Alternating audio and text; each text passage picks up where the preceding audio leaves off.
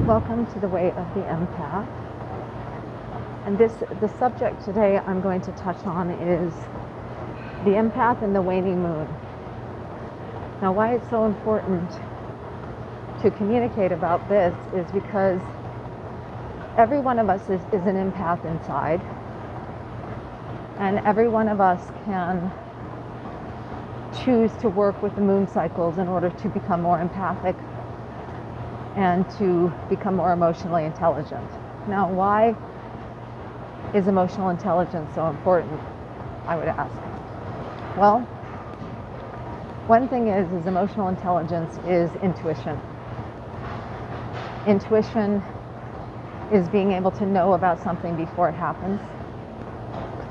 It's feeling something like a premonition, a hunch, before it happens, and it allows us to prepare. So in a lot of ways it's more present. We're more present when we are connected with our subconscious body or our emotional body, which are one and the same. So one of the reasons I keep these in darkness is so that my viewers, which aren't viewers, my listeners, will work on developing empathy just by listening to these messages. So the empath is very affected by the waxing and waning moon, but not as much personally anymore, but more about the way that others around them respond or react to the emotional cycles of the moon.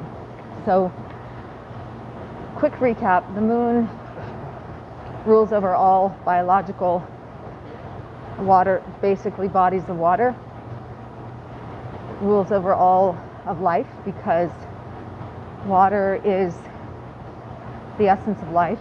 Just like there's a great book called Water and Salt, the Essence of Life. It's an incredible book about how all life comes from salt and water.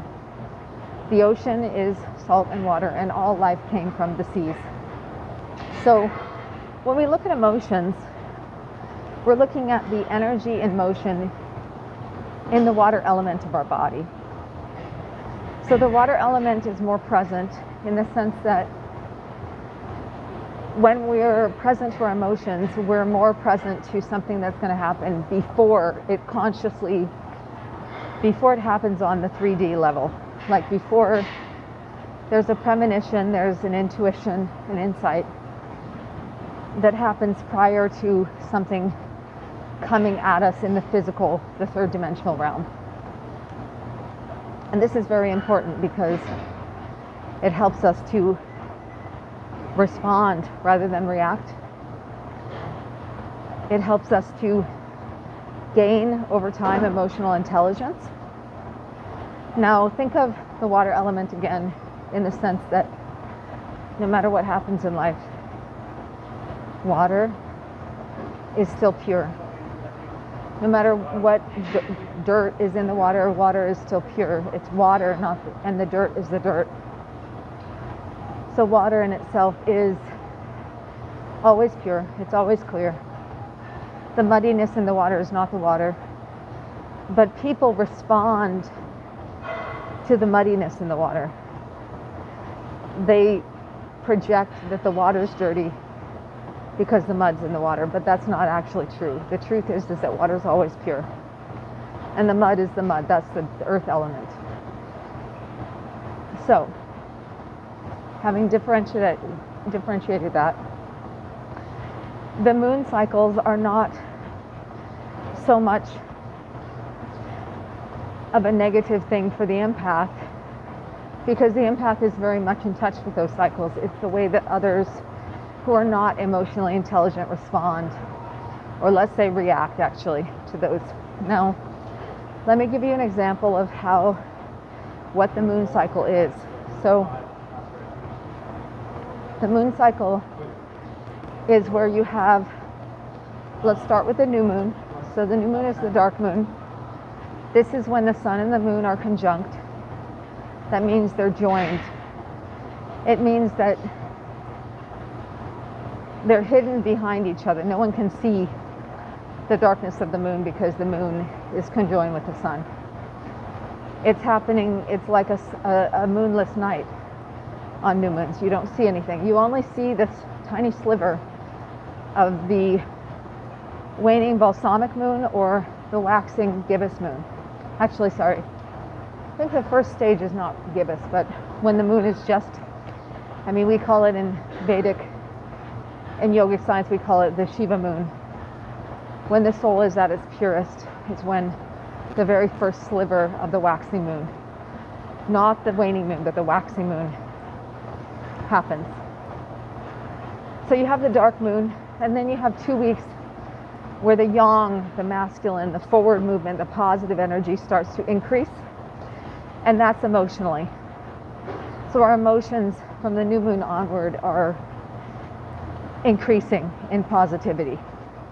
Now, of course, people who react to the full fruiting or flowering of the full moon or around the full moon with drinking, with unhealthy behavior, there's more aggression. It's an attack on the emotional body, and aggression and things like that will come out. They'll get into a bar brawl, or someone will end up doing something that's really damaging. So even though there's always the positive indicator as the moon waxes that people will feel better emotionally, it's how they respond to that that's a problem or a blessing. Now, what I notice with younger people is that a lot of young people, all of their pimples and basically their bad behavior comes out when the moon is waxing. This is when you see them for who they are, because like their health level, because when the moon is waning, everything goes inside and it's hidden, so people don't really see what's happening around the new moon. However, there is a purging that's happening when the moon is waning. But let me remind you, the waxing moon is when, from new moon to full moon, when energy becomes more positive. And it's also the time of the full moon when the Buddha achieved enlightenment, when all of the masters are celebrated, because that's the accomplishment of the unification. Now, let me just explain what is the full moon now. The full moon is the opposition of the sun and the moon. And so for most, that would be a negative. And I've noticed with relationships with people, couples, they fight more around the full moon. They argue because they represent a codependent relationship. Now, healthy relationships, that's not the case. Healthy relationships, when the moon is waxing or when it's a full moon, this is a really powerful time for couples to come together. For communion, for chanting, for bhajan, for kirtans, for singing, for making love, for creative experiences. The unhealthy couples who have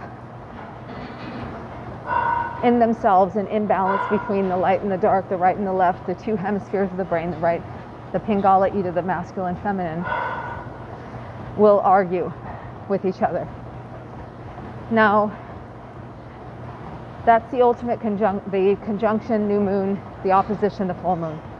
And when the moon starts to wane towards the new moon, again, then there's an inward turning, a more negative experience actually emotionally, because the yin is negative, the yang is positive. Now, it doesn't have to be negative when the moon is turning in, when we are turning our subconscious or emotional body is turning inward, or we're reflecting. In fact, if we do that, and we did this en masse, there wouldn't be a problem for the empaths. The empaths deal with more addictions within the collective.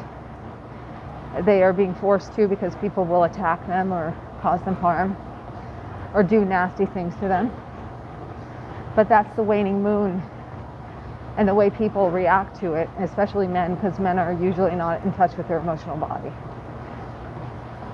I am hoping that the people who listen to this channel will be men, because men have a real problem with this aspect of their life, which is also why they tend to attract women, because they use women emotionally to be the precursor, to be the emotional body for them as well. This is also why a lot of women when they get into relationships with men, they gain weight, they get ugly, they get unattractive because they're carrying the emotional weight of the man as well as their own. This is also why single women are the most attractive normally, because they haven't taken on that emotional burden from the guy. I'd say oftentimes in codependent relationships, this is the case, is that the men are taking on the material or financial burden of the woman, and she's taking on the emotional burden of the man. And there's this unhealthy exchange because it's codependence. So when they move out of that, when she becomes more financially independent on her own, and he takes steps towards being more healthy emotionally, their relationship tends to grow, and it's a very good thing. But relationships end because of these two things, and I hear a lot of different psychologists out there talking about it, but they just don't get it, that this is a very physical thing happening, meaning these are things that are happening on a level that unless we get in touch with these areas of our life, we're not going to make progress. I was telling a psychologist person the other day that her work is not necessary if people just change their diets. Now, why is diet so important to the emotional body? Because it's the basis to whether we're carrying negative emotions or not. Because even if we have a bunch of baggage from past negative emotions that we never processed, whether we're male or female, we still can clear those negative emotions by just changing our diet to plant-based, non-violent diet.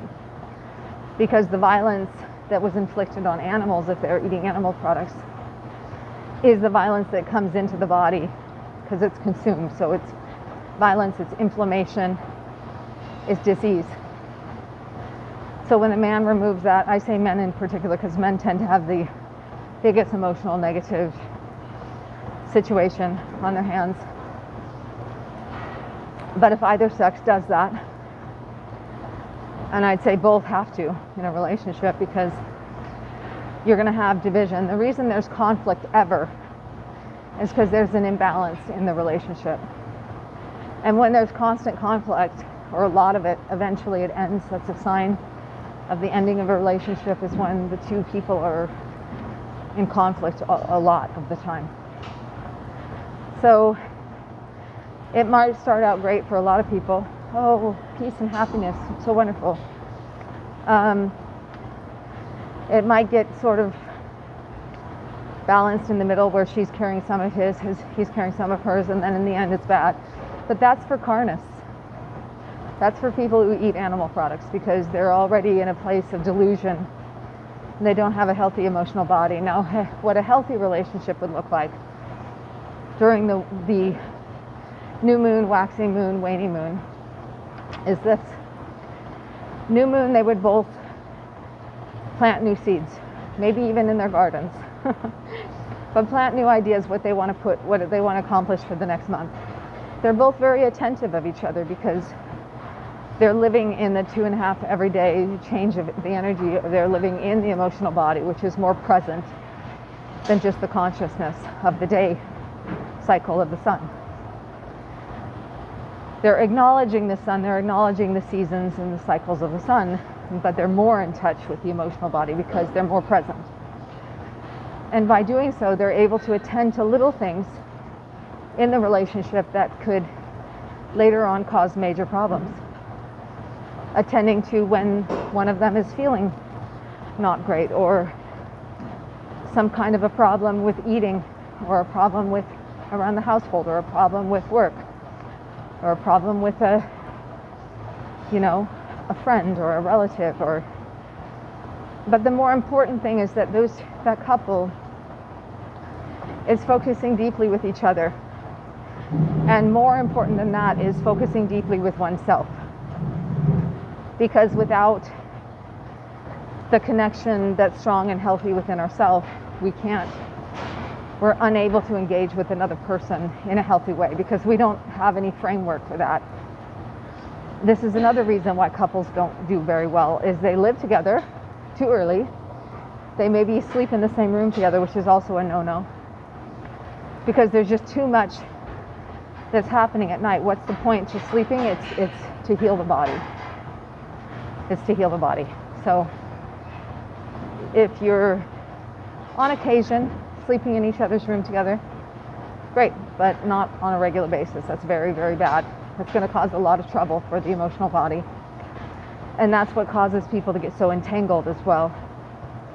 But again, the deeper issue here is that the two people didn't even know themselves before they got involved. They didn't know themselves individually, and then they got involved in an unconscious and disconnected subconscious relationship. So going back to the waning and waxing moon, okay, the moon cycle. Right now we're at a waning moon cycle. The full moon was just a couple of days ago. This is also why men and women don't tend to get along, like I said, because for him the full moon is more negative. For her it might be more positive in a lot of relationships because she's more in touch with her moon and he's less. And he may have to take the brunt of something that happened around the new moon when he was being abusive to himself. So I feel like that these messages actually are geared towards men the most, but I see a lot of women with problems with premenstrual syndrome, for example, because they didn't take care of themselves because they're too busy taking care of some selfish man who's trying to force them to do something for them when the woman doesn't have a chance to take care of her own self. And that makes it so that, but a lot of these women also don't know that a week before you have your menstrual cycle, you need a lot of dark green leafy vegetables. Broccoli, collards, kale, Brussels sprouts, cabbage. Cruciferous vegetables are great as well. Rapini. Dark green leafy vegetables, right?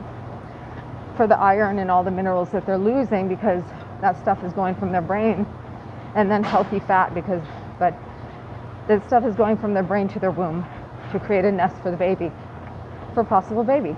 And if she's not preparing for that and preparing for the loss by eating plenty of food, and it's not just the dark green leafy vegetables, but the fat, a healthy fat like a raw omega-3, 6, 9, 12, flaxseed, hemp seeds, chia seeds, walnuts, raw walnuts.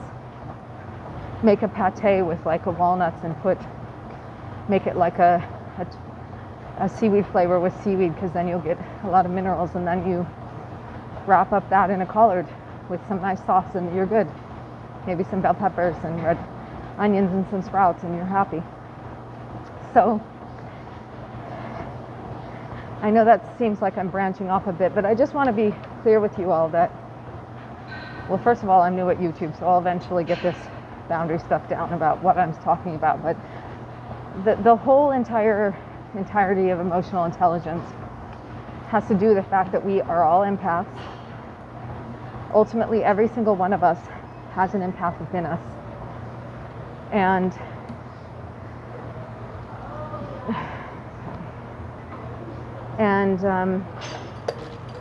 sorry, I'm getting off of the treadmill. Here I'm saying sorry. I don't even say sorry. That's funny. That's new. That's me being around these people that were next to me on the treadmill. So, because what that ends up doing for everyone is there ends up being a benefit to that, in a sense of that greater emotional growth that gives way to all the other levels of growth. Okay, so I'm going to sign off now. Thank you all for listening. Like, share, subscribe. I offer retreats around the world with these. We put these things into motion in our lives by living it out on a retreat, and then you're able to go back to your homes and enjoy yourselves and implement these things in your own life to bring about a higher level of higher lifestyle, higher quality of life. Thank you and be blessed.